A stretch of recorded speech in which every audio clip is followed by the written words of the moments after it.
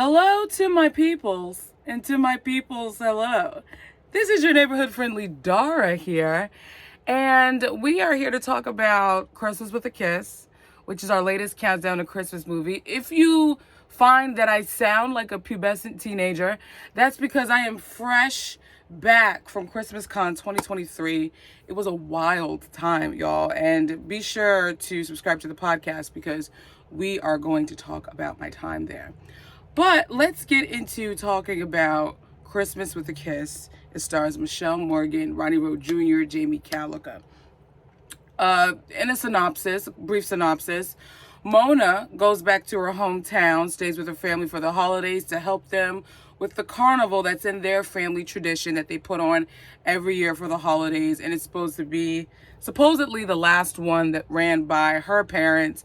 They're wanting to pass it down. There's this reporter there doing an article on it. And then she reconnects with an old high school boo. And so it's like a love triangulation station. What's your nation? And so it's who's she gonna choose? Who you gonna call? Ghostbusters. So I got notes. Okay? I got notes. So let's start off with the first thing. Her dress in the opening. My compliments to the chef. And funny enough, she was actually at a restaurant. So she's gorgeous. Everyone in this movie is beautiful. Can we just start off there? Everyone in this movie is beautiful. They are beautiful brown people, and I enjoyed looking at them. Okay, number 2. Okay. It's crazy that I'm laughing at my own self. I'm going to read it exactly as I wrote it. You ready? When she sees Fletcher, in walks the eclipse, the natural phenomenon known as Jamie Calica.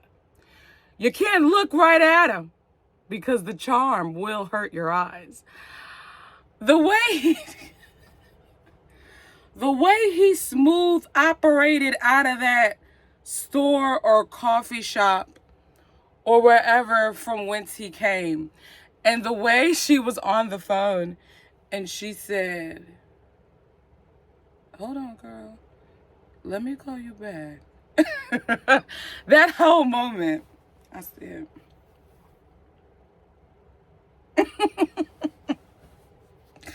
that was a moment to behold. Okay, I did the third bullet point. Next, we meet Dez, played by Ronnie Rowe Jr., Fletcher, played by Jamie Calica. Those are our 2 men.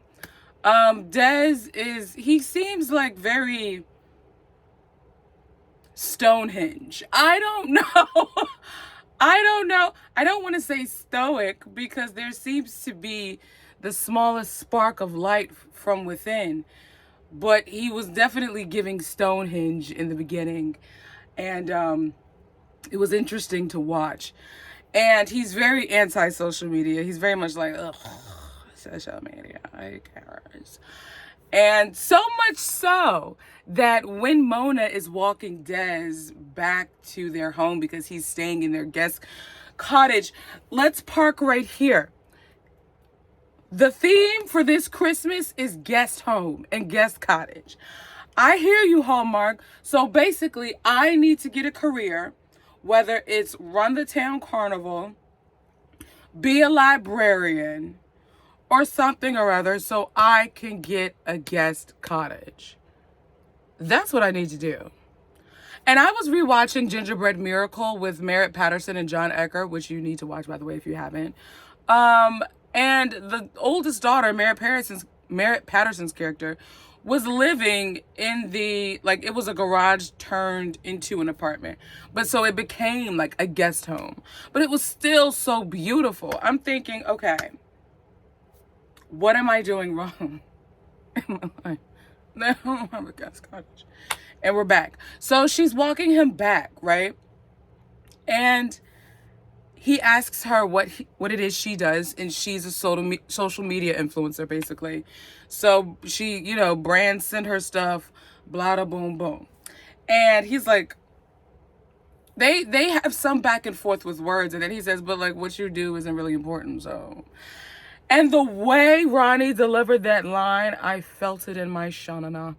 I said, dang, you're just going to go into the wine cellar of my soul and just demolish everything that I've built, that I stand on, and then just leave and have a fiesta afterwards? Like, that's how you feel?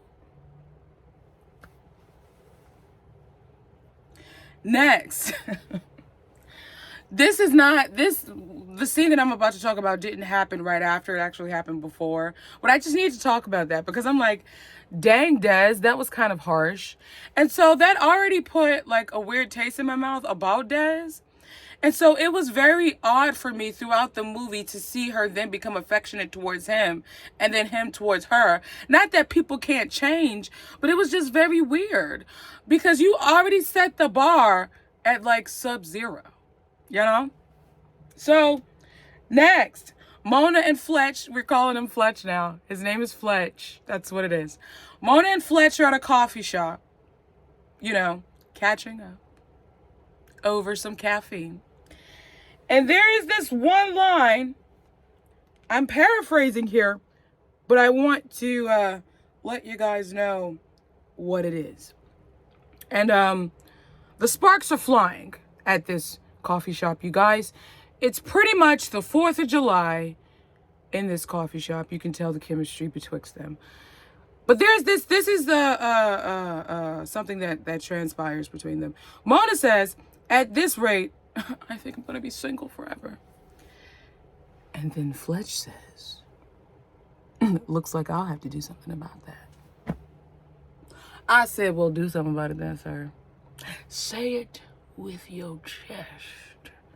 Okay? I respect a man that does stuff like that.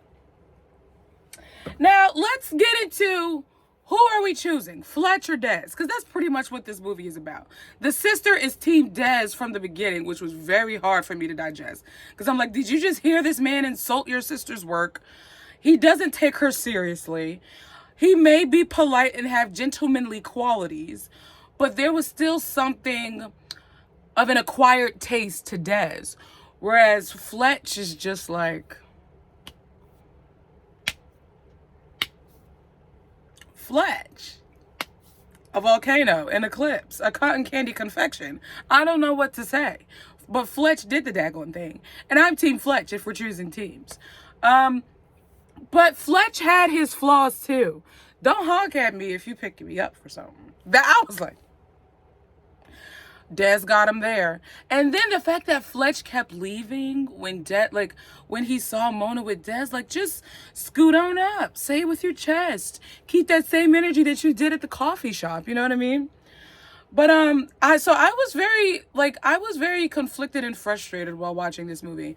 Now, I am grateful that we are getting more lighthearted Mahogany movies because the first bunch and bundle were always premiering on Hallmark Movies and Mysteries, which of course you know lends to more dramatic, serious storylines.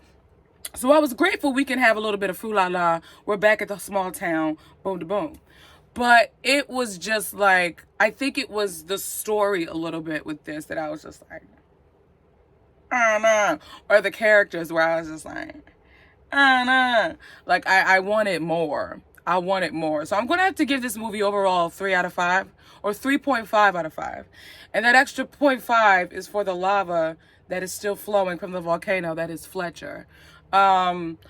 But yeah, there was something like it was odd for me. So like when she went back to Des at the end, spoiler alert, when she went back to Des at the end in the city, I was just like, I don't get it. I didn't get it. I mean, I just didn't get it. I didn't believe their intimate moments. I guess because he delivered that first line so strongly and he set a tone so hard in the beginning that it was hard for me to come back from. It was very hard for me to come back from. And then the family trying to force the family lineage. And I understand how strongly you would want the business to be continued in your family line. But I just felt like, dang, like, if you don't want to do it, don't force her to do it. And then I felt like people were still stuck in high school, which gave me never been kissed PTSD. And so I was like, dang, can we just grow up?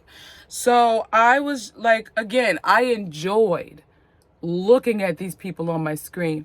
But I think from a movie perspective, it is going to be hard for me to watch this again. I should say, excuse me, from a story perspective, it's going to be hard for me to watch this again.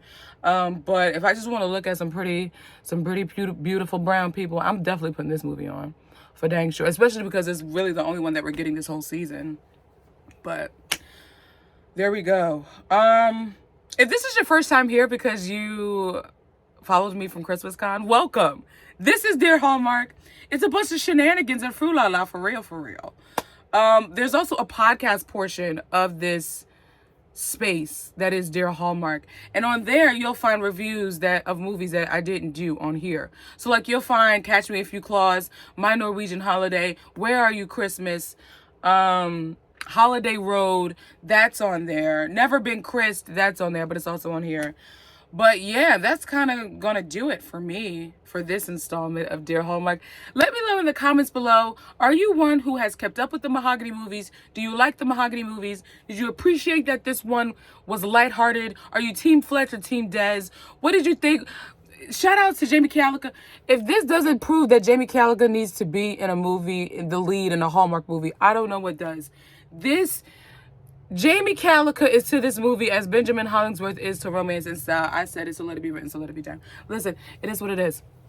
So, follow the podcast, subscribe to the podcast, follow me on Instagram because there's going to be a giveaway coming up soon. And, yeah. So, in the meantime, between time, my friends, make sure to watch the Countdown to Christmas movie that you love. And I will talk to you guys later. Ciao, my friends.